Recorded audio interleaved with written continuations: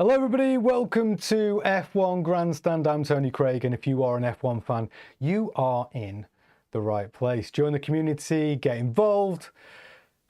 Top story, Horner back in F1 as a team owner in 2026. Well, it's not only possible, it's actually looking likely. But where did this story come from? How did it start? Well, you know this guy, Bernie Ecclestone, he's not backwards in coming forwards about his opinions, is he? Outspoken, tends to tell the truth actually.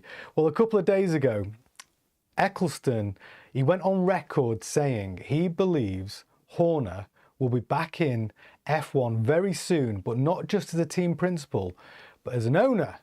And he even dropped the bombshell, he dropped the name, most likely with Alpine. Now the thing is, Ecclestone and Horner are actually really good friends. But why did he say Alpine? Well, Alpine are in trouble financially. I don't know if you knew this, but Renault, their shares are down 20%. Yeah, that's a lot. Their engine program has been shut down, and they have been touting around trying to sell a 20% stake for about £300 million. But that means they're valuing Alpine at 1.5 billion for a team who's at the back of the grid, dead last, bottom. So that's what they think. They think their team's worth 1.5 billion. Now, the reason why they're saying that is because, well, Formula One, believe it or not, is on the rise. Like with the American interest and the races that are going on there, and also with the F1 movie, it's looking like a boom time to be in the F1 business. So they are open to selling, not the whole team, I don't think, although they did, a rumour is that they did have an offer for about 1.2 billion for the whole team, which they turned down. What they want to do is sell a 20% stake for around 300 million. Now, who's over at Alpine right now? Now, you might know this guy. This guy is Flavio Briatore.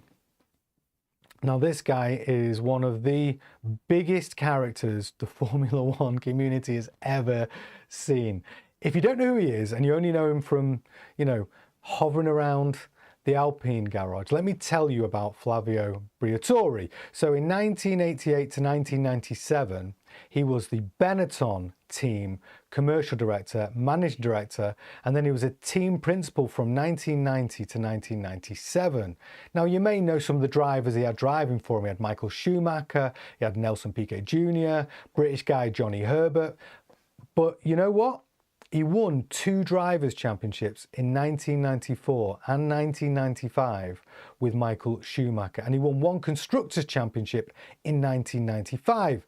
Now, this is a time when you've got to think about that grid. Not only do you have all the big names, you had Ferrari, you had Williams, McLaren, but the drivers that Schumacher was driving against, you had Prost, you had Senna, you had Mansell.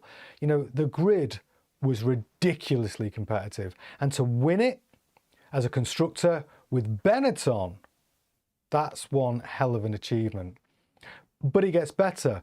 So in 1998 to 2000, he was still a team principal, but part-time. He had, you know, some great drivers. He had like Fisichella was driving for him back then. And then Renault took over Benetton in 2002, and they had that team from 2002 to 2009, and he was the managing director of the Renault F1 team and the team principal, and he still brought them success. He had drivers, he had Fernando Alonso, Jarno Trulli, Fisichella, and he won 2 drivers' championships in 2005 and 2006 with Fernando Alonso.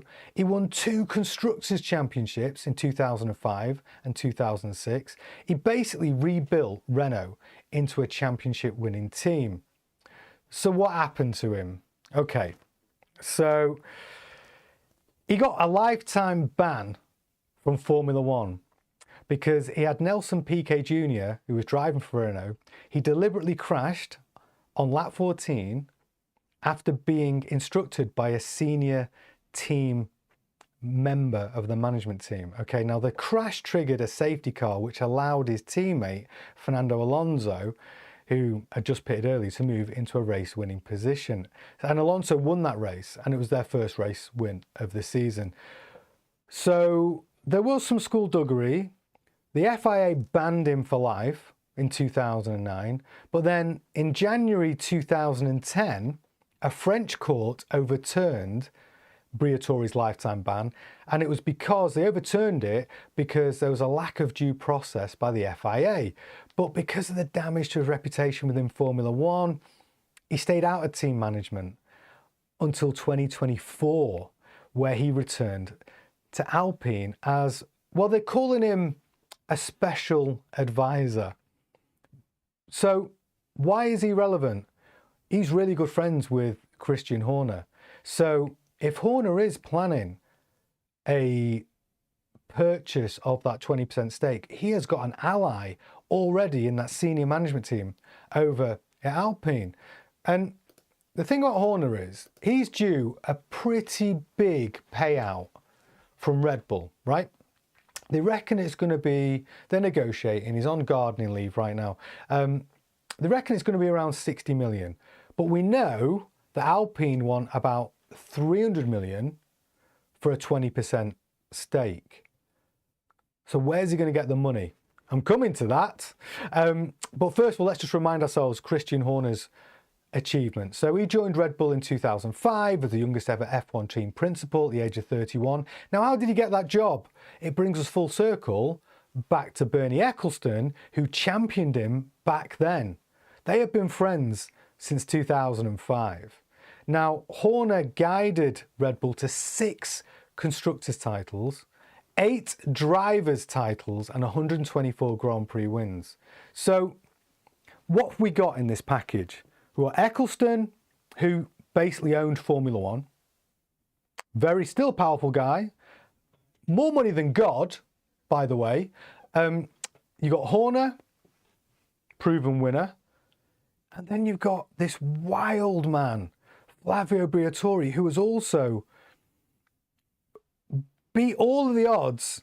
He's won Constructors' Championships with teams that really shouldn't be winning Constructors' Championships like Benetton. He also thinks he discovered Michael Schumacher. He didn't actually. He actually robbed Michael Schumacher from Eddie Jordan, if you listen to Eddie, the late Eddie Jordan, when he was telling the story. Yeah, he actually jumped in and robbed Michael. It was Eddie Jordan that actually, I would say, discovered Michael Schumacher. However, he did win him. Sorry, he did help Schumacher win 2 world championships. So you've got Flavio Briatore, a winner, ruthless. You've got Christian Horner, a winner, whatever you might think of him. And then you've got Ecclestone, who's the cash. So bring all that together. Horner's paltry 60 million he might get from Red Bull. Put that towards maybe some backing from Ecclestone or some of that good old Spice Girls money from Jerry Halliwell. Who knows? Maybe she's got a couple of $100 million stashed away from her earnings.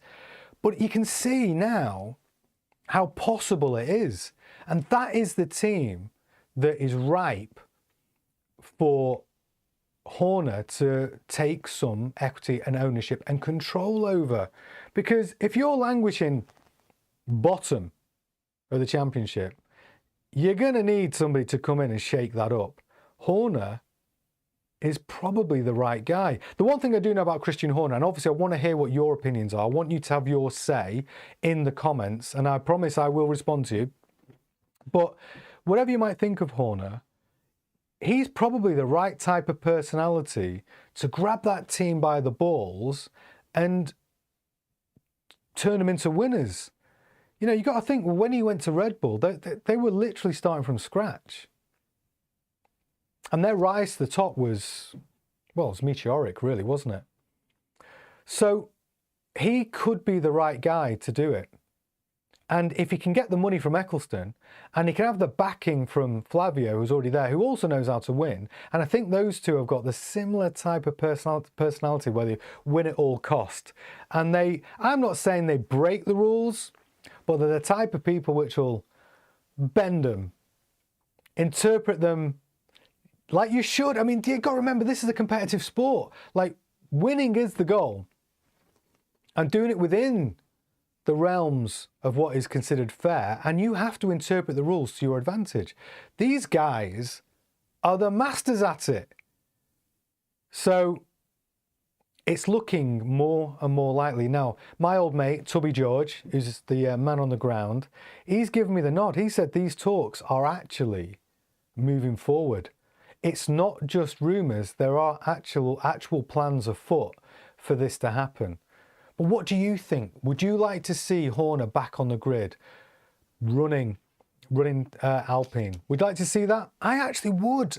I miss him from the grid. I don't particularly like him as a person, but would I like to see him on the grid? Yeah, I would. Would I like to see more of Flavio Briatore? Yeah, I would. He is one hell of a character. So yeah, for me personally, I understand why Horner would only come back with an equity stake. Because when you look at people like Toto Wolff, like he managed to do an incredible bit of business with Mercedes Racing. He's a 30% owner in that team.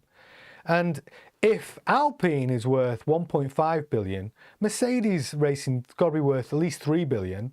He owns it. That makes Toto Wolff a billionaire. So when you start seeing these payouts for Christian Horner of like 60 million, well, you realise even though it's a lot of money to you and me, in terms of Formula One, it's lunch. So yeah, that's the way it's going to go. Mark my words. And I did say this, by the way, when I did my show when Horner got sacked. What did I tell you? I told you the only way he's coming back is as a team boss and owner. And now it's looking like he's going to get a team with a great infrastructure. I don't know what they'll do about a power plant, but he has got all the right contacts to bring all of these puzzle pieces together. And turn Alpine around. And the drivers, the current driver, I mean, I like Pierre Gasly. I think he's a good driver. What do you think? Who would you like to see in the Alpine seat? I know Colapinto's probably got to go. He's not really cut it. I would like to see Bottas back. Bottas on his mullet making a comeback, maybe in an Alpine seat. I know he's rumoured to be, well, he is talking to Cadillac right now for a seat there, but I would like to see him in an Alpine. So who would you like to see in an Alpine seat next year? And would you like to see Christian Horner as that team boss? Let me know in the comments below. I'm dying to find out. Okay, that's it from me. Thanks for watching F1 Grandstand. Please like, comment, join the community, subscribe and hit the bell so you can keep up to date. I'll be back tomorrow with some more news. And remember, if you can't be good, be lucky.